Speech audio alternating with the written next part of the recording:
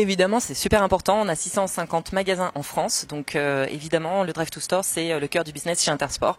Depuis que l'enseigne existe, on a toujours cherché à trouver des solutions avec les magasins pour driver du trafic dans leur magasin, tout simplement. Historiquement, c'est plutôt le prospectus, l'affichage et la radio. On est aussi très très puissant en radio et donc clairement moi mon sujet c'est plutôt le digital et le mobile aussi. Donc on travaille depuis 4 ans à trouver des leviers pour créer du trafic en magasin avec des leviers mobiles et voilà, donc c'est le sujet.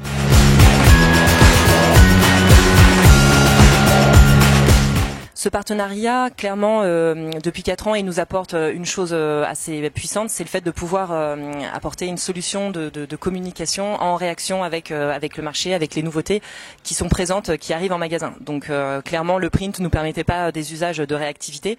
Facebook était un média gratuit pour les magasins de prime abord et qui permettait justement de réagir face à une nouveauté, un arrivage en magasin. Et maintenant, clairement, il va nous apporter plus de résonance parce qu'on y apporte une couche média assez importante sur 2019. Donc en effet, on aimerait que Facebook vienne compléter le parcours utilisateur sur les leviers médias déjà présents.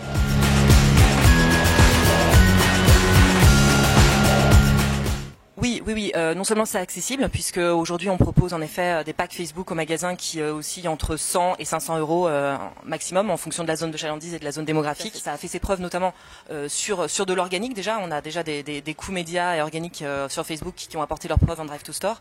Maintenant, dès qu'on apporte une couche média, évidemment cette puissance Drive to Store, elle est d'autant plus forte.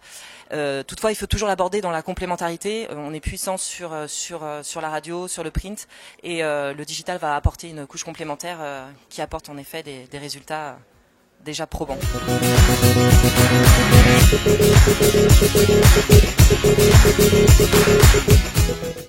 Oui, évidemment, oui. On en est convaincu. Maintenant, il faut toujours associer les usages des consos et la politique et l'ADN de l'enseigne. Dans le retail, c'est super important.